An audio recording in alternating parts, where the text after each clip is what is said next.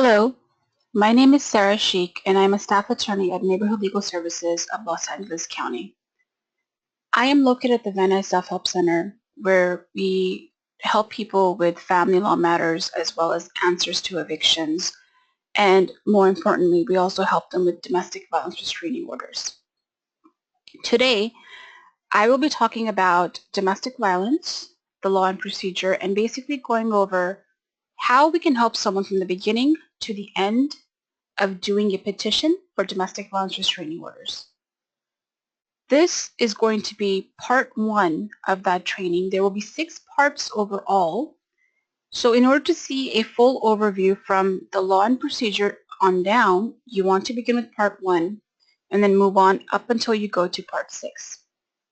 As you can see on the screen, my email is there. So if you have any questions at all during this training, you're going to then email me because I am also the DASH attorney, and I will be answering all of your inquiries as well as supervising 2 of the clinics that some of you might be volunteering at. So we're going to go over a couple of housekeeping things, what NLSLA is, what they do, clinic procedures, and entering your hours on logistics as a volunteer and why that is so important for us, as well as how to screen a litigant. From there, we're going to jump into the law and procedure of domestic violence, basically focusing on California law because we are in California. We will talk about what are the different types of restraining orders, what is a temporary restraining order, and then the court procedures to go and get your permanent restraining order. We will talk in detail about how to use the DASH Hot Docs program because this is a program that we utilize at the clinics to help litigants fill out their paperwork.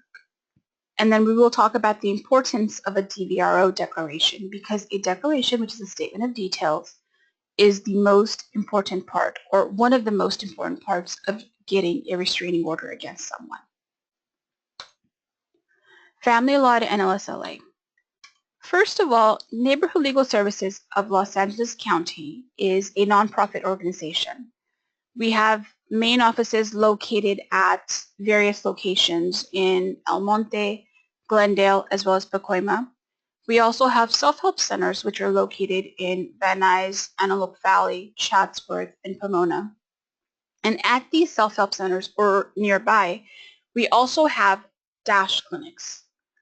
Now, these clinics are focused just on helping either litigants apply for restraining orders or answer their questions about restraining orders, help them respond to restraining orders, or help them to terminate a restraining order. What NLSLA, the nonprofit organization, does is they run these self-help clinics, so we have staff there from the organization. We also have staff that goes out to DV shelters and other agencies and talks about domestic violence, trains the advocates there, and also helps and talks to victims directly of domestic violence to see what other assistance we can provide them. We have a DV hotline, which, as you can see, there are hours, specific hours for that hotline, but people can call in with any questions they might have about domestic violence and how it might relate to a family law case, how it might relate to their immigration case. And we provide pro-per assistance, which is self-representing at the self-help clinics, and we also provide direct representation. So if we take a case on, one of our attorneys might go with the litigant to the court and actually represent them in front of a judge. So I keep on saying DASH. Let me just really quickly explain that DASH is domestic abuse self-help. So while we are there to help litigants apply for their restraining order or whatever else we might do, the litigant is actually helping themselves, and they will be representing themselves in court as well. In this training, we're going to go over a typical DASH volunteer session from your arrival at the clinic to screening and intake, and then how to jump onto the Hot Docs program to actually help somebody. We do ask that when you come in to volunteer that you be on time, very important. Because the clinics are their own separate space, their own separate office, you might be responsible for turning on the lights and the computers, making sure that the equipment is ready. You might also be responsible for putting out a sign-in sheet to make sure that we have every litigant that we're helping sign in. And then from there, you're going to jump into screening the litigant so that we can figure out, and we would suggest that you screen every single person who's waiting because we want to see how many we can help. And then we need to let everyone else who's waiting know that we can't help them that day. A DASH clinic is only open in the mornings, so it will be open from 8:30 a.m. to 12:30 p.m. So if we can help, depending on the volunteers, if we can help a specific number of people, we want everyone else either to have the option of getting the forms and the guide and going off and doing everything on their own, or coming back on another day so we can help them on that other day. This is a DASH clinic schedule. So once you begin volunteering with us, we would then ask you to email a specific email address that we have for this purpose, and let us know what your preference is. And you would be added to an email list where it basically we send out the schedule twice a week, so you can let us know of your availability. We ask that you commit to at least one session a week. And if you can't make it to your session, you can always let us know when the draft email goes out, as well as you can always let us know through the email that you won't be coming in on that week. Logistics. Now, because the self-help programs are funded through the county, we ask all of our volunteers to sign in at this web address and enter all of their hours, because that helps our funders to see the kind of work we're doing and who is involved in the project, and it helps us to get more funding. So we suggest that every time you come in for a session, once you're done for that day, you can enter your hours immediately at the clinic, or we ask you to go home and enter your hours because we would want we would want to be able to track the volunteer hours we have at any location in any given month. Intake forms. So every litigant that we assist must fill out an intake form. Depending on the location that you're at, the litigant might end up filling out 2 intake forms. For example, Chatsworth and Pomona require a separate intake form just because they are at that location. You would ensure that the litigant signed both the intake and there's an extra sheet called the income residency requirement sheet.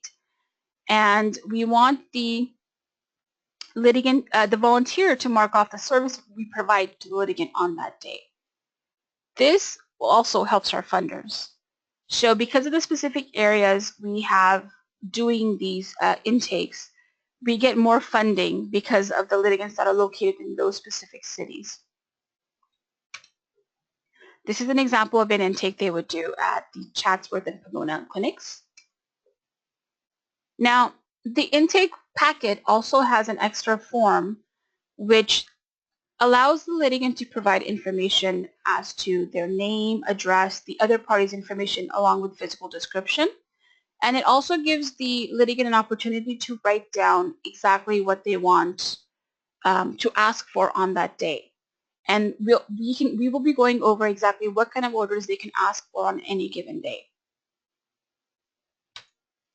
Screening. This is one of the most important skills and one of the most important jobs you'll be doing at the center. This lets us know whether we can even help the litigant. This also lets us know what the general details are of the abuse and whether we can, and you know what, maybe even whether we can even help them, for reasons which I'll go over right now. The first question is, who do you want a restraining order against? Based on the DV, the law that we will be covering in the next 10 minutes, you'll see why this question is very important. Who do you want a restraining order against? And what has the other party done to make you afraid? The definition of abuse in California law is very broad, so we don't ever want to suggest answers or ask the litigant specifically, has the other party hit you? Has the other party ever made a threat? We want it to be, what has the other party done to make you afraid? Because we want that question to be broad so they can tell you exactly what has brought them in on that day. When was the most recent incident of abuse? This question gets to whether they can get a temporary restraining order or not, and once again, we will go over this more in detail later on. And then comes one of the most important questions you can ask. Do you have an attorney? Now, if the litigant has an attorney, that should be a red flag. We want to ask this question up front because while the program asks this question as well, it will take up to maybe 10 questions before you reach that screen, and that means that you have just wasted 30 minutes of a litigant's time where we can't help them on that day. Do you have an attorney means that if there is an attorney in an open family law case, we cannot help them with their restraining order.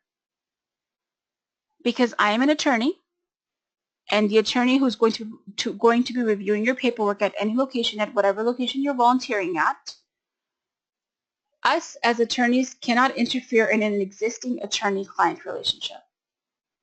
So if a litigant has an attorney in a family law case, for example, divorce or paternity, we cannot help them with their domestic violence restraining order.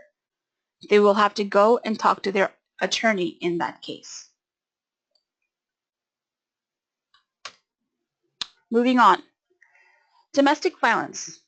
Domestic violence restraining orders are defined by the relationship of the parties and the abuse.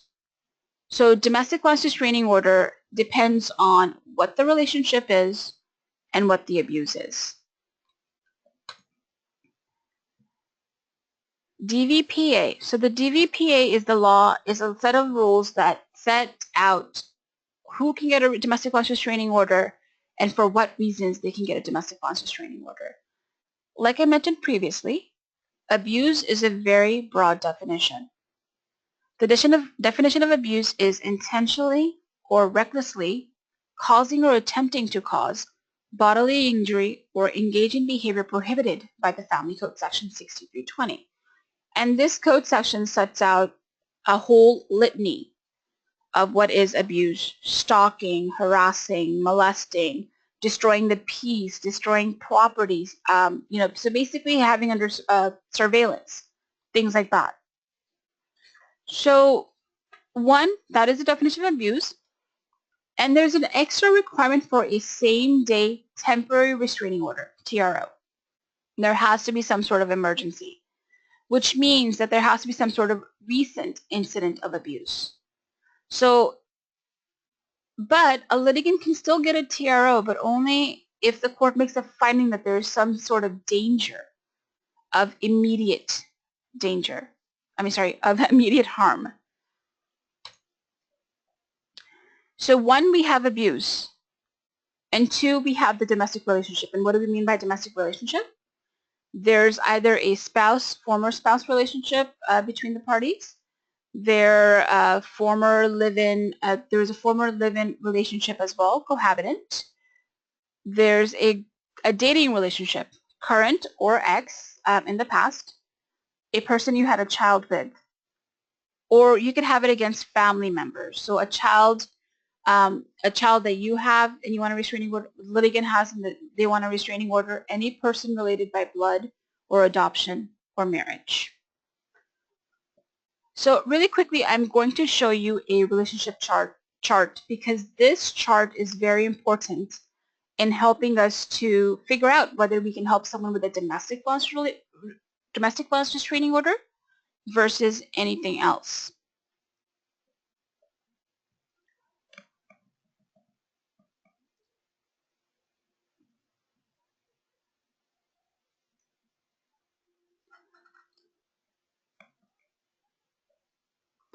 I'm going to make this a little bit bigger for you guys.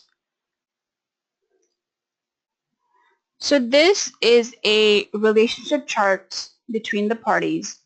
And basically, as you can see, it starts out with the individual right here. The individual can get a domestic violence restraining order against their parent. They can get it against their child. And that, as you can see, is in the first degree. We can also move out to, I'm just going to make it a bit smaller so we can look at all of this. There's the orange circle. And this orange circle is the second degree. So an individual can get a restraining order against their parent and up to their grandparent. An individual can get a restraining order against their child, but down to their grandchild. And of course, they can get it out to their siblings as well. Now notice how it says in the middle, it says individual or spouse, which means that if you are legally married, you can also get a restraining order against anyone that the litigant's spouse could get one against. For example, if they wanted one against their parent-in-law, a mother or father-in-law, they could get a restraining order against them. If they wanted a restraining order against a sister-in-law, they could get one against them as well. But the extra question you have to ask is, are you legally married to your spouse and not just dating? All right, let's go back to the PowerPoint.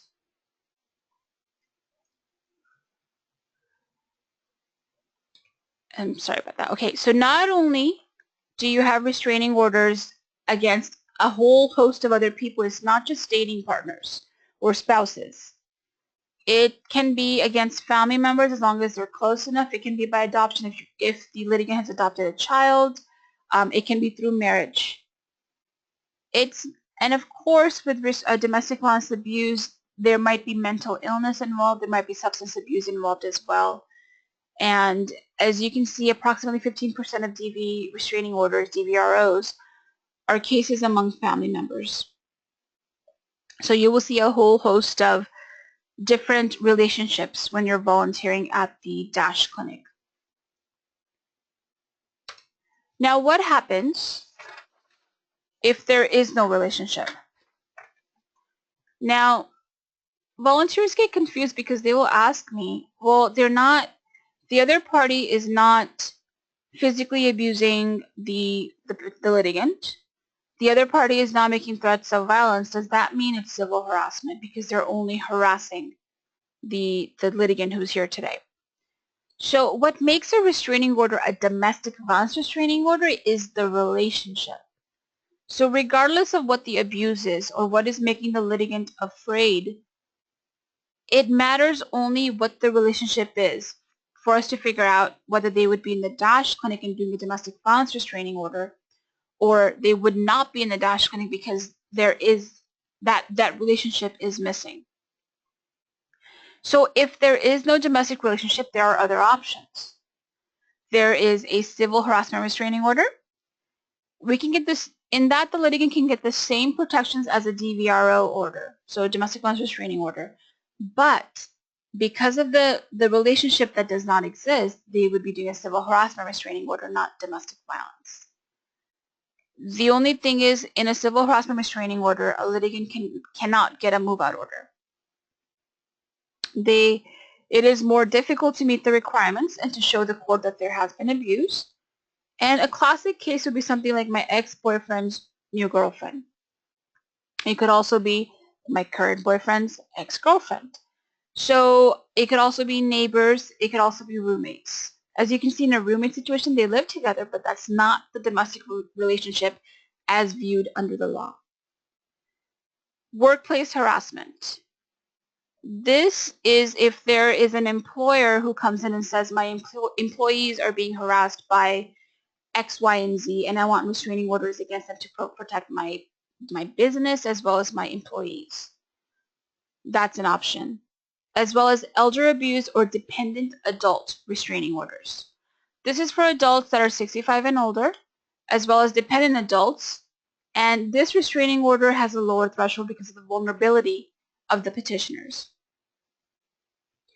Self-help helps with the civil harassment restraining orders. So if it turns out that we cannot help someone with their with a domestic violence restraining order at the DASH clinic, we can refer them out to the self-help center so that the self-help center can help them with the civil harassment restraining order.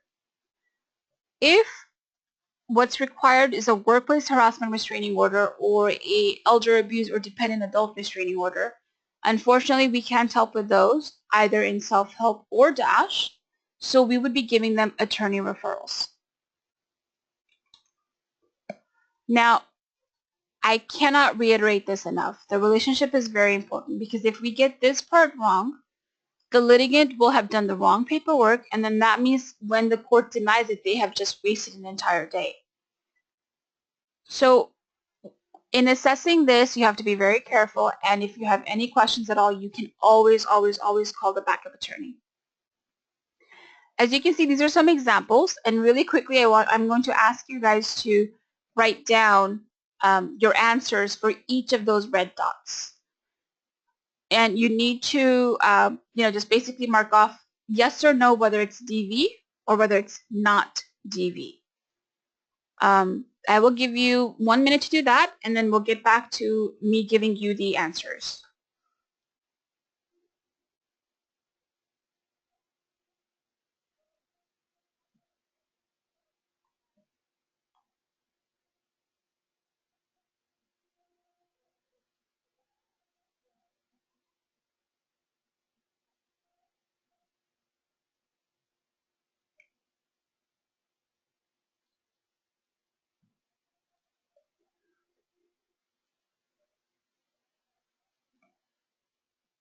All right, starting off with stepson. Now, with stepson, we're going to have that extra question of, is he your husband's son, someone you're legally married to, and then that would be domestic violence, or is it your boyfriend's son, which means that you're not legally married to the individual, which would then make it not domestic violence. Someone I dated 15 years ago, yes, it's domestic violence. A neighbor, nope, it's not domestic violence. My baby's daddy, so the father of my children, or the mother of my children, that is domestic violence. Sister-in-law, once again, you have to go that extra mile of asking that extra question. Are you however she is your sister-in-law, is there a legal marriage? So are you married to your husband and your sister-in-law is your husband's sister? Or is it your brother's wife and is your brother legally married to his wife? If there is a legal marriage, then yes, it is domestic violence. And finally, cousin. If you remember on the relationship chart, cousins are on the 4th degree, I believe. And aunts are outside the 2nd degree as well, which would then make it not domestic violence. Now, what is a restraining order? So we figured out domestic violence, we've done what is a relationship, and we've also done what is abuse in a general way. Like I said, the definition of abuse is very broad, and you want the litigant to throw everything at you, and then you can then figure out whether we can help them or not with the help of the backup attorney. Now, but what is a restraining order? So a restraining order is an injunction. It's a court order telling a party what to do or not to do. So some examples of injunctions would be, you can't build that fence. For the government, you must follow that law, the traffic laws, drug laws, whatever. You can't use that song, copyright. And you must stay 100 yards away. That's a restraining order. And these injunctions can be made by any court. The kind of restraining orders that we do are civil, and they're in the family law court. But you also have criminal courts giving injunctions. They're called protective orders. We have dependency or juvenile court giving orders as well, restraining one of the parents in that case. And in these cases, usually the abused person is either one of the, in a criminal case, the abused person would be a victim as well as a witness. But in a civil case, the abused person would be one of the parties to the case and actually moving the court to give them a restraining order. So there are different kinds of restraining orders / protective orders. We have the emergency protective order. It's called, short abbreviation, EPO. This is issued by law enforcement upon a verbal order by a judge. Now, the judge is on call. So usually what happens is that the police are called, they come in, they assess, and they feel that there might be a need to grant an EPO, like an emergency order right now because of the situation. They will call the judge who's on call 24/7 and ask them to approve it over the phone.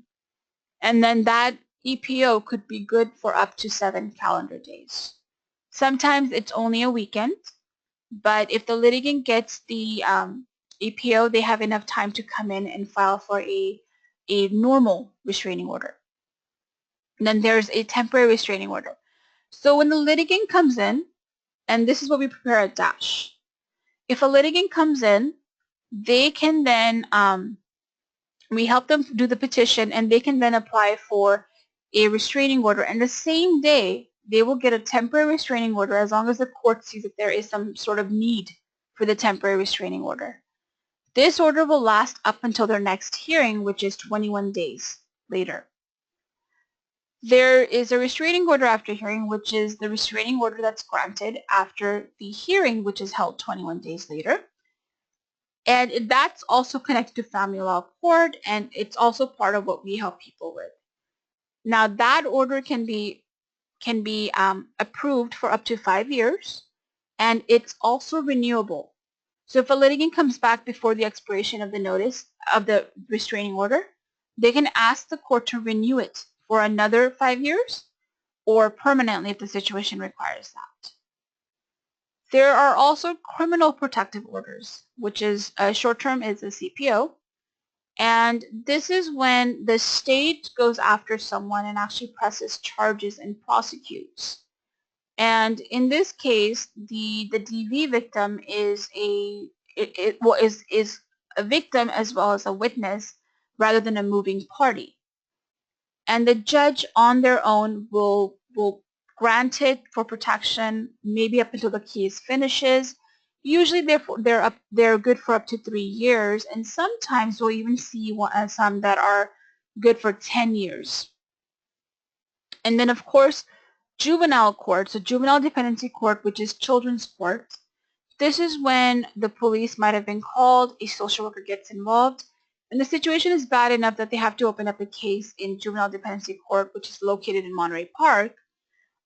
In that case, the court could order a restraining order as well if the parent who has custody of the child wants the children protected.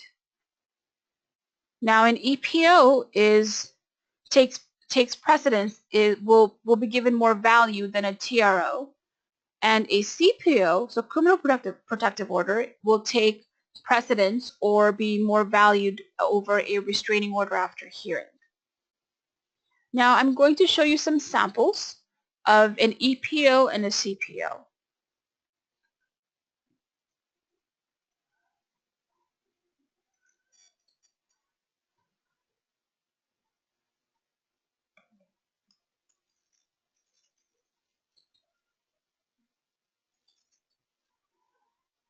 So this is a emergency protective order, as you can see right there.